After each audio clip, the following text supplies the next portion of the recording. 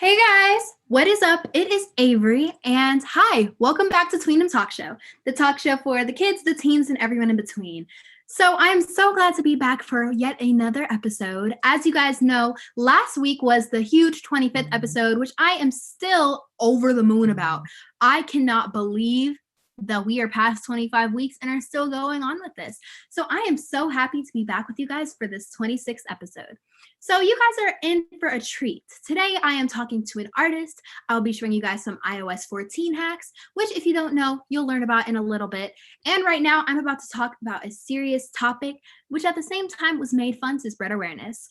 So Erica Bracy is one of the 7 women who are a part of the Brave Chick movement. And the Brave Chick movement has been doing a lot of cool things recently to spread awareness for breast cancer.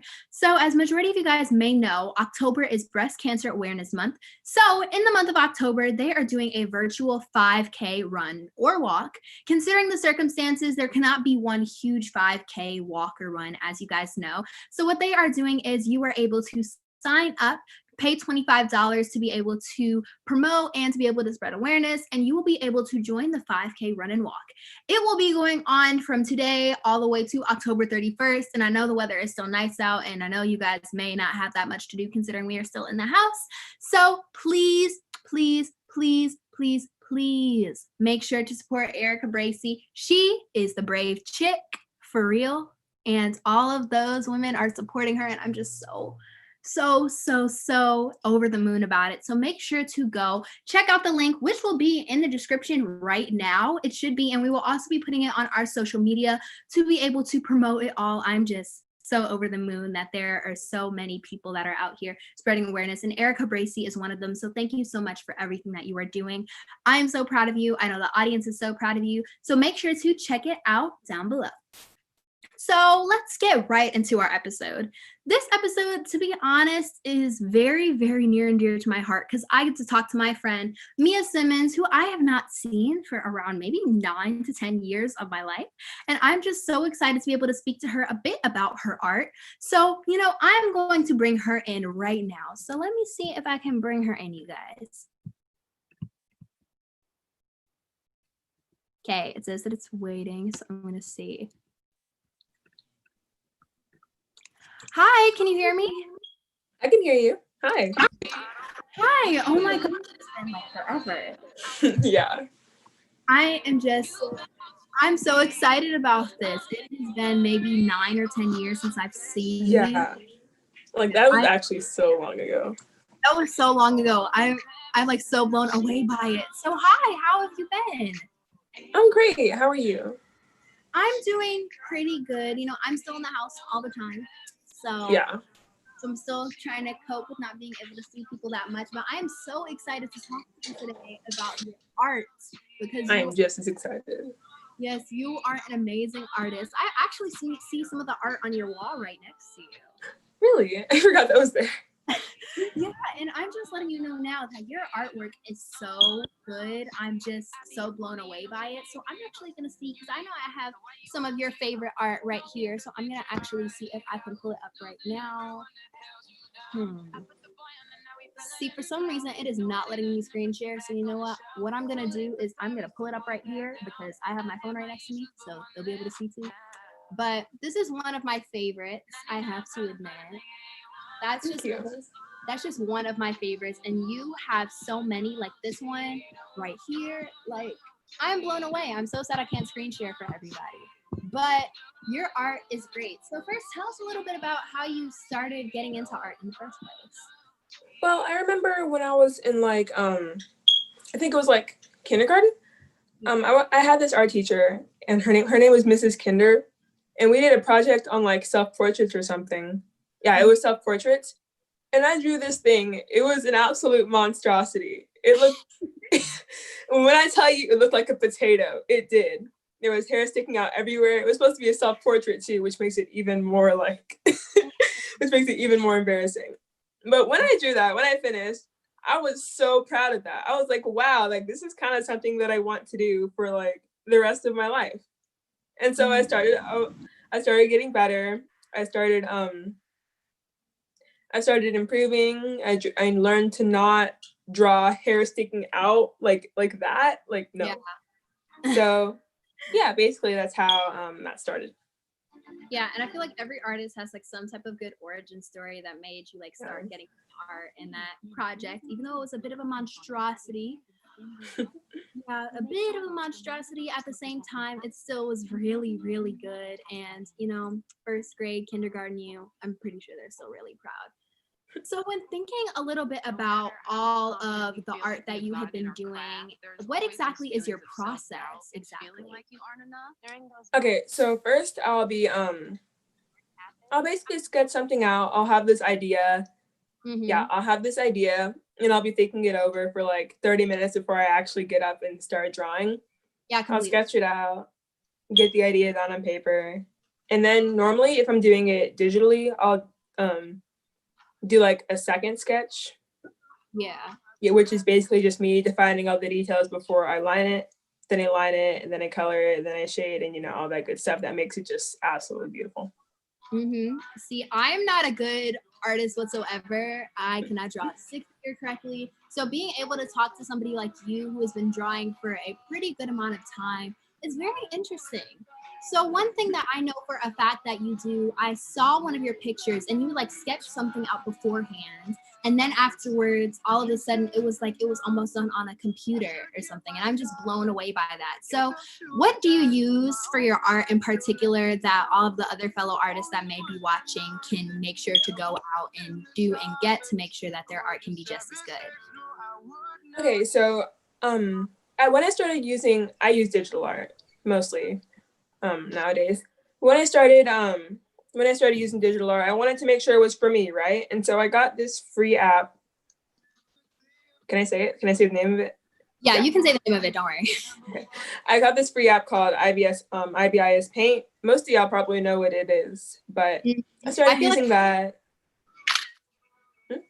I feel like I've heard of that before, but can you explain a little bit about what that is for everybody that may not? Of course. So it's basically a digital art program. It's just like all the ones that you have to pay money for, except it's free. And it's actually probably supposed to be used to make comics and anime style art.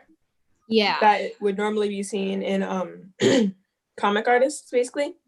But I started using it just for fun. I got it. I was like, hey, this looks cool. And I got a stylus to start, because I used to like draw with my finger before I got an actual stylus.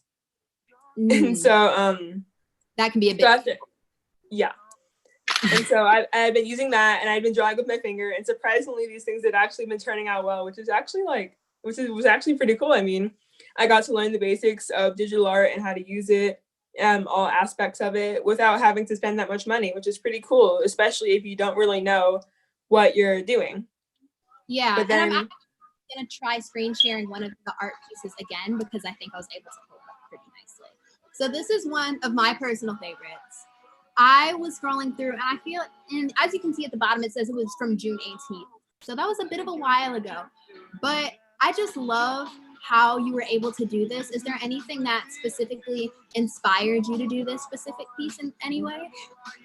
Oh yeah. One day I was sitting out next to my pool, right? And everybody in my family was playing in the pool. I was like, hey, what if I draw someone with dreadlocks? Because I had never done that before. I was like, hey, what if we give them like a bunch of random stuff that just makes it so much more personable?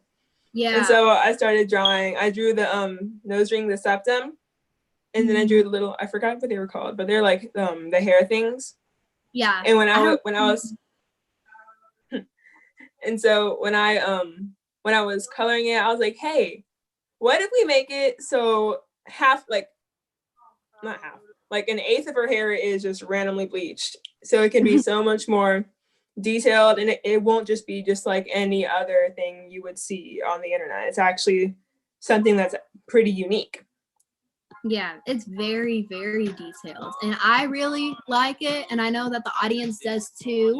And one thing that I was actually wondering is, are there any tips that you have for any people that are aspiring to start doing art, considering that you same grade as me, and then afterwards at the same time trying to just balance everything out, considering of course that there's art, and then of course there's school and everything else that we have to do.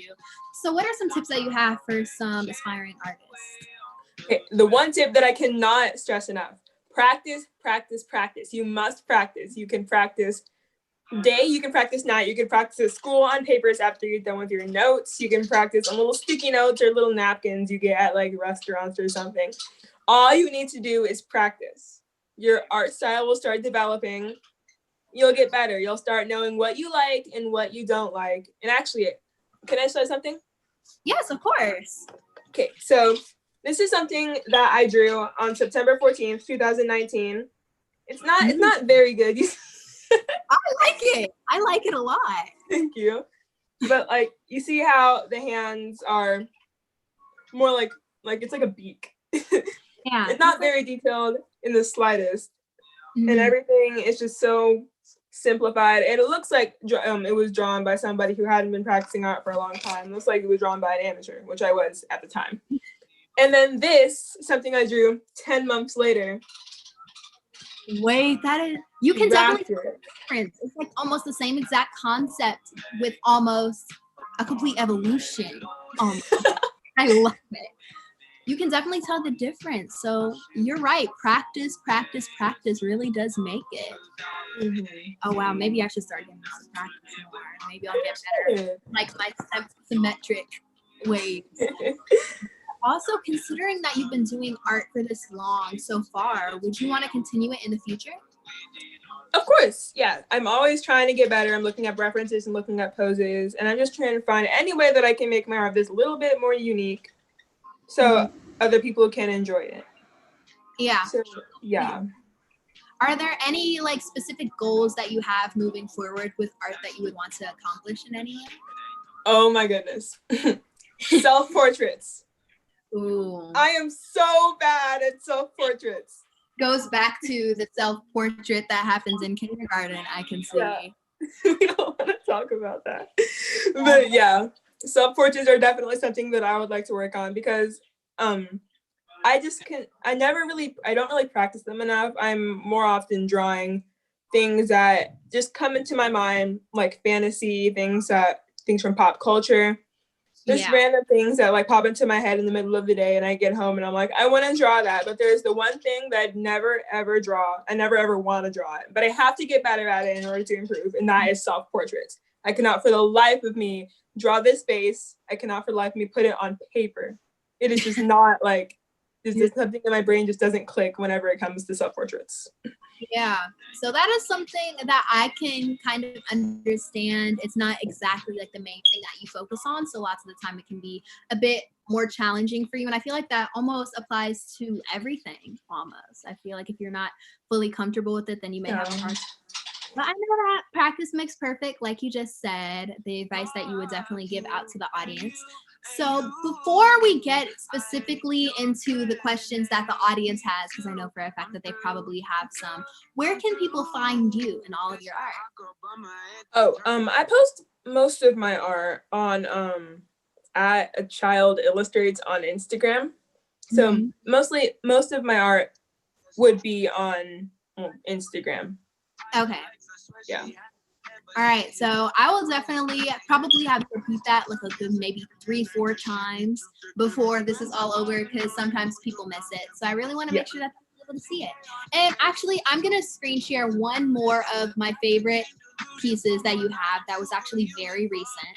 I just want people to be able to see this one because this one is definitely a fave of mine. And it's this one. Thank you. I was like, wait, this is so good. How do you feel like because when looking back at some of your old posts, and that was kind of a little bit of an old post that I showed before, how do you almost feel like your art style has evolved in a sense, you know? It feels like every time I post something new on Instagram, my art style has just improved like 10 times. And it's so nice to scroll through my Instagram and see all of the pictures. And from like the first picture to my most recent picture, which is actually like pretty good, I'd say.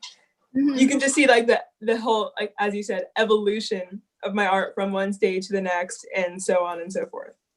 So the art that the picture that you just showed everyone, that was probably going to be one of my best pictures today. I'm just so proud of it, the way it turned out, the lighting, everything. The idea was just yes, chef's kiss. So I'm gonna go directly into the audience questions. So I'm gonna see, do I go to YouTube or Facebook? I'm gonna go to YouTube first because they have some really good questions, and people sometimes will pop in and out. So I want to make sure that I answer them while they're still there. So let me go directly into this live stream. Also, I love this song in the background. It's one of my favorite songs, actually, by Black Bear. So I love this song. So somebody asked, as a fellow artist who also practices with a variety of mediums, I have to ask, do you prefer traditional art or digital art? That's a really good question. Yeah. Recently, I've had a shortage of sketchbooks because I can't really go out as much as I used to various stores, whatever store that I'll get the sketchbook from. Like the sketchbook, the picture that I just showed you, that sketchbook was actually my most recent one. It was my 11th sketchbook ever. And I finished it recently. But since I haven't been able to go out and get another sketchbook, I've been sticking to digital. So I've been using that a lot recently. So that's kind of where you're going towards a little bit. Yeah. But I still love traditional. It's actually like really fun. Mm-hmm. Do you like find one easier than the other, or are they both like just as? Oh my goodness. Digital is so much easier than traditional. I can circle something in digital and move it all the way across the page. And with traditional, you have to erase it, make sure it's actually gone, and move it to the other side of the page. And half the time, it doesn't even turn out how it used to on the side of the page that it was on, if that makes sense. Yeah, that actually makes sense because I feel like, especially because one thing, the only time I really do like traditional drawing art is when I'm in art class, and I hate erasing stuff. Yes. I'm like, okay, I would much rather do digital art sometimes because of the fact that I don't like erasing stuff. So yeah, like it has its pros and cons in a sense, you know? Yeah, definitely. Okay, so another question is do you sell any of your drawings? I have been actually thinking about doing opening up commissions on my Instagram, but I've been hesitating only because I feel like my art isn't really good enough quite yet, and I just want to improve and know exactly what I'm doing before I actually start sharing my art with other people. So if you would really like to buy my art, which I'm very, very like flattered by, expect commissions to be open probably sometime in March at the latest. See, I personally adore your art. Your art is something that I will literally go and look at and will be in awe sitting in front of my phone for 5 minutes just processing how somebody as young as you is able to do that. Because Thank you. It's pretty dope. I'm just going to let you know right now.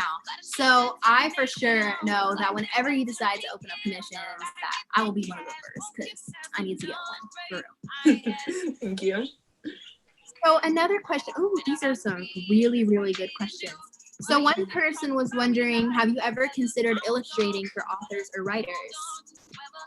Ooh, okay, that's a good question. Actually, I posted one of my pieces on Instagram a while ago, and my mom asked me, since she really liked it, she asked me if she could post it on her Facebook, and so I'm like, of course, sure, because she doesn't have. Well, I don't want to say this. I don't want to be mean. She doesn't have that many followers, so I'm like, sure, whatever. Her small circle of people can see my art, and they can be like, wow. And actually, one of my mom's friends commented on that post, and she was like, hey, your daughter should really consider illustrating for an author or being an illustrator. And my mom showed me that, and I'm like, whoa, that's so cool. And so I actually started, it was like this little phase, I think, where I was actually super excited about drawing for a book or like a novel or a children's book. Yeah. And so I started, but somehow it got into my head that I was supposed to write my own stories. And so I just started doing that and got out of the whole drawing part. And so that idea just kind of flowed in one ear and out the other, because as soon as I heard book, it went straight to writing, and then it just went away. So see, honestly, I feel like you would be a great illustrator. Like, regardless, I know lots of the time that they can either illustrate for their own books or illustrate for other people's books or do both. And you could honestly do both if you really like it. So I honestly feel like the time's now, if that's what you want to do. I feel like you'd be really good at it. I mean, just flip your hair and do your thing. So I really think that you'd be good at it. And I'm pretty sure the audience thinks that you would be too if they're asking that question. I might consider that in the future.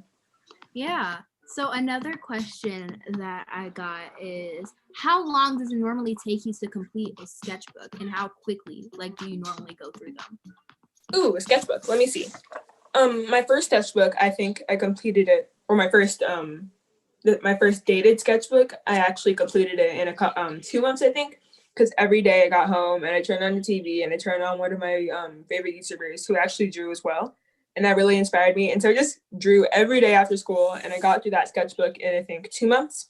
But my most recent sketchbook, let me see, because it didn't take quite that short of an amount of time. Yeah. I started this sketchbook.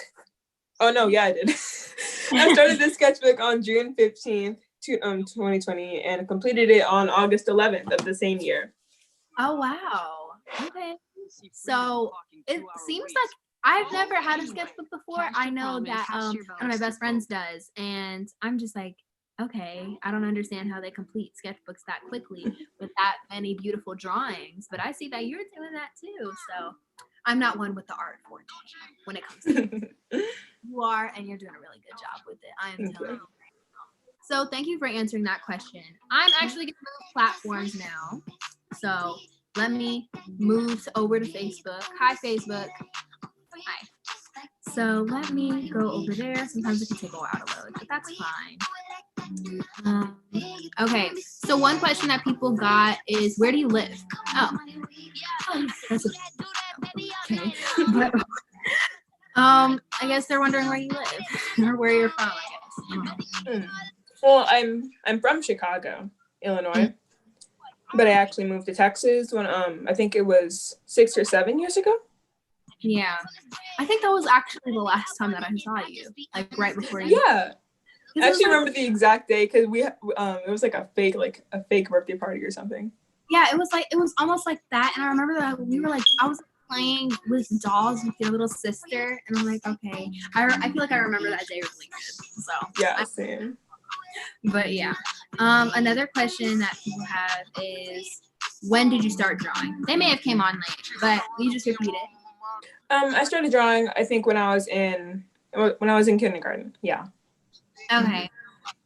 Somebody else asked, what was your art style before it evolved? Ooh. Okay. Since the only example I have is right here, except for all of these on the wall. This was my art style about a year and a month ago. Mm-hmm. You might not be able to see it very well. But don't worry, I can see it well. I think the audience will be able to see it well. Okay. Ooh, okay. And you can definitely see how it is changed, but at the same time, both are really, really good in my opinion. Somebody asked, what are your hobbies outside of drawing? Pretty good. I actually do horseback riding. Oh, that's really interesting. I've been riding for a little bit over a year now. I started last August, and recently I actually competed in a show, and I got grand champion, which is pretty nice in my opinion. Congratulations! Thank you. Awesome. I've never even considered that. Seems fun. It is really fun. It's so funny because I think I don't even know if I've ever done anything like that, especially considering it's Chicago, nowhere really to do. Yeah. So, but that's beautiful, and congratulations on getting champion. Thank you. So you artsy, and then after just sportsy. That's really good. So I'm going to see if there are any more questions. Oh, there's actually a question that I have. So in the future, if you decide to move on with art, what are some of your career goals? goals almost if you decide to become like an illustrator or anything? Is there anything specific you would want to do? Okay, something I've actually been thinking about doing, or a goal that I've actually been thinking about pursuing, is I want to sell something for over $1,000. I mean, just the concept of that sounds super cool to me, but I know that I have a long way to go unless they do something modern, which is like sticking a banana on a wall. Abstract. Yeah, something abstract or modern, but I actually want to do something that I could put a lot of work into. I want something that could be my Mona Lisa that I could sell. Mia's Mona Lisa, like Mia's Mona Lisa. I really like that. Oh, it rhymes too. I like that. And something else I was wondering, would you mind showing us the wall with your drawings on it? Oh, not at all. Okay. Oh wait. That's a Harry Potter poster up in the corner. But yes. What's your house? What's my house? Yes, your Harry Potter house. Mine is, I'm a Ravenclaw, so. Oh, my house. Not even like my actual like address. I'm like, oh no. I'm a Gryffindor, actually. Ooh, okay. You actually give off Gryffindor vibes. I see. But I really like the drawings on your wall. I see that lots of them are like landscapes too, which I feel like is very interesting. Yeah, I only try to put my complete works on this wall right here so I don't clog it up. You know? I get that. Because sometimes like you don't want to do too much, you want it to be like your best work. So I really like that. When people enter your room, it's really beautiful. So thank you so much, Mia, for being on the show with me. I am so happy that I was able to talk to you for like the first time in maybe like 6 or 7 years. Yeah. I'm so excited about that. So thank you so much. Your art is beautiful. And it was my pleasure. Yes. So do you mind repeating your social media one more time so people will make sure to follow you? Ooh, at A Child Illustrates on Instagram. And they're all lowercase and there are periods between every word. Okay. So A period child period. Yes. I love that. All right. Thank you so much. And I will speak to you later. Bye. Bye. Okay. Guys, I'm just going to let you know right now that her drawings are amazing. Okay. I am just over the moon about it. I am so excited. I love her art. And make sure to follow her at A period child period Jaws period. So first off, I want to be able to show you guys some of my iOS 14 home screen. So if you guys do not know what iOS 14 is, I'm about to enlighten you guys. It is the new Apple iPhone update that came out a little while ago. And I'm so excited that I get to give you guys some tips and tricks on how to maneuver it today. For those of you that have not been able to download it, make sure to download it right after this because it is totally worth it. So you know what? I am right now about to show you my home screen. So let me pull it up. I took some screenshots for you guys because I really think that you guys are going to like it.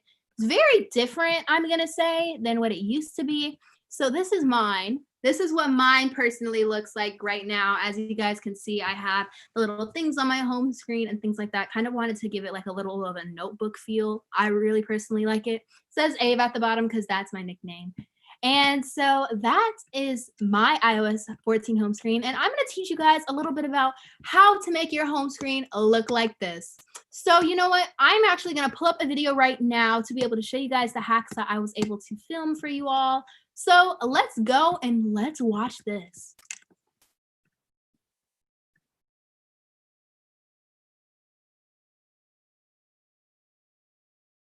So let's talk about iOS 14. If you don't know what that is, then it's the new iPhone update that came out around a month ago. It honestly is way better than I thought that it was gonna be. There's a lot of cool features that you can do with it. One, which is customizing your home screen. Now, if you're on social media whatsoever, I'm pretty sure you've seen the thousands and thousands and thousands and thousands of videos of people redecorating their home screen with all of the widgets and all of the cool effects. But there's a lot more stuff that you can do with it than just that. So I will be your guide to it and we'll be teaching you guys everything iOS 14. So let's get into these tips and tricks. Tip number 1, stacks. For those of you guys that do not know what stacks are, they're actually widgets that go on your home screen that you place directly on top of each other as an easier way to get to your apps. You can scroll through them and click on one, and then you'll be wherever that place is on your phone. So the way to get a stack is to first hit the edit home screen, which, depending on what type of phone you have, is either holding down an app on the home screen or just holding down the home button. Then afterwards, with the little plus bar at the top, you just hit add widget. Apple has now created a variety of widgets, one being the weather widget or the clock widget or the notes or the podcast or the music, whichever one that you want. Then afterwards, when you put those widgets on your home screen, exactly like creating a folder, all you have to do is drag one of the widgets to the other. Then you hit the done button, and then you can scroll on your widgets to be able to click one and then go to where you want to go. Or if you just want to view a note really quick, then afterwards you'll be able to see it on that widget without actually having to go into the app. I find this very useful because of the fact I use it literally 24/7, especially the notes one. I go in there a lot. So make sure to get your stack and put it on your home screen and find an easier way to get to where you want to go on your phone. Are there ever some days that you just really want to just kick back and relax and watch TV on your phone in your bed, not having to reach that remote so far away? But at the same time, you still want to scroll through TikToks or Instagram and be able to watch what you want to watch. Now with iOS 14, you actually have the ability to do that. All that you have to do is turn on your Netflix or your Hulu or your Disney Plus or whatever you even want to watch. Then just swipe out of the app. You then have the ability to enlarge it or minimize it however you want to. And you can still, of course, go on your apps like Instagram and scroll through and like people's feeds and things like that. And honestly, I find it very beneficial considering I'm on Instagram all the time and I watch Netflix all the time. It's really just a win-win situation. And I honestly like it, and I know that for those people that love to watch TV every day, you will too. So make sure to do that. For those of you guys that didn't know, Siri has a very different look now. Of course, it's still our handy helper that we can ask whatever question that we want, but now all you have to do is, of course, hold the off button down, and then she's now, or he's now, a very big circle in the middle. You can talk, and then afterwards the circle will kind of bounce around. I honestly really like the look of the Siri now, better than the other one, because now I can still be on my home screen without the screen turning like a blackish look, which I honestly really enjoy. So make sure if you want to check out Siri's new look, then afterwards to hold down the home button and look at how it is. Let's talk about the brand new app library. So originally, when I first got this update, I didn't really like the app library. It was very different from the rest of my phone and I wasn't really used to it. But now it's starting to grow on me and it's very useful. So the app library is basically a separate page from the rest of your home screen that contains all of your apps in it. Apple now automatically organizes them into sections based off of what the app is, such as social media networking and games and creativity and school apps. They're all put into their own little folders in the app library. You also can pick and choose which apps that you want to show on your home screen and which ones that you don't. All you have to do is hold down the app and then hit the little minus sign, then hit remove from home screen. Don't worry, the app will not delete, but it will just go immediately to your app library. They also can search in the search bar and you can look for whichever app that you want, considering that the app library may not show every single app at a time. But also your apps are alphabetically organized in the app library as well. So if you know that you want to go to your notes app, then you can hit the N and you'll find it. Or of course, you can just search the name of the app, whichever one works best for you. And I really like this feature because now I feel like my home screen won't be as cluttered and I won't have to delete apps to make it uncluttered either. So you're gonna really enjoy it, and I know that I am. So that is one of the highlights of this update for me. Now, I'm gonna teach you guys some cool new stuff that you can do throughout iMessages. So I honestly was really shocked and surprised at the fact of all the new cool stuff that you can do when in your text messages. How to reply to a certain text message in a conversation. So let's say that you're texting one of your friends and they text you two different things at the same time. One that you have to respond to and one that's just a little laugh out loud or even a YouTube link. So all that you have to do to reply to a certain message is hold down on the message that you want to reply to and hit reply. Then afterwards, there will be a new cool screen that pops up with that message and your message directly under it. You then of course type in your message and then afterwards hit send. like you would with any text message. Then afterwards, it then has that you reply to that certain text message, which I find really cool. It clears up any confusion that can happen throughout text messages, which I find very, very beneficial, because now any of situations that can happen with that are now completely avoidable, especially if you now have iOS 14. So that's one cool feature that you can now do with iMessage. One tip that actually can be very useful, especially if you're traveling abroad after COVID, of course, is the new Translate app. So it's kind of similar to Google Translate, except in an app, which is a lot more efficient. You can easily go into the app and then have someone speak either into your phone or just around your phone, and then you can easily translate it to English or Spanish or whichever language that you're trying to translate it to. I honestly will find this very beneficial because, of course, there are some times where I want to be able to travel to different countries, and of course not everybody speaks English, and I still want to be able to know what people are saying. So I feel like this can be very helpful, especially to those of you who like to travel a lot, and you'll be able to learn about lots of different new languages and cultures as well with this new app. So I find it really cool, and it's something that you can only get with iOS 14, so that is something that you can use and another reason to download it. Now we are back in the same exact place that we started this journey, so I can tell you guys about today's very last tip with iOS 14, which is perfect shapes with screenshots. So, you know when you take a screenshot on your phone and then you can use the draw tool to circle something or even draw like a cool shape like a square or a star? There are lots of times where they can turn out really sloppy, and now with perfect shapes, you can now just hold down on that drawing that you created and it'll make it perfectly circular or give it that perfect sharp that you really want on it. I find this very beneficial, especially if I'm taking a picture of homework and I'm like screenshotting an answer and want to circle something. Then afterwards, it makes it a lot easier so my teachers can know exactly what it is that I'm screenshotting and know exactly what it is that I'm trying to circle for my answer.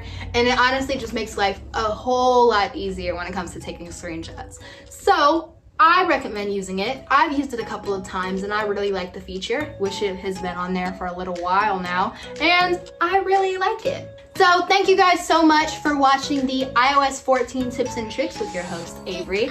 I'm really glad that I was able to tell you guys about some of this cool stuff that I have learned from using iOS 14 for a little while. So if you have not downloaded it already, make sure that you go ahead in your settings and do that, because really, really, really beneficial. I really recommend it, and make sure to download it. So let's get right back into the episode.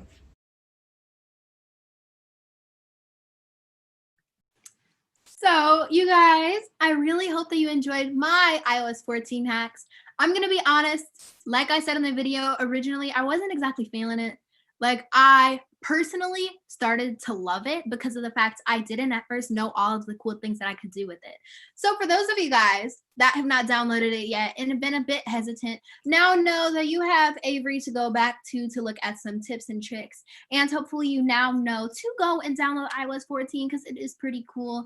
And like I said, if you've been on social media in any sort of way, then afterwards you would know that iOS 14 has been the thing lately. So make sure to decorate your home screen, make sure to learn all the tips and tricks, and make sure to do all of that.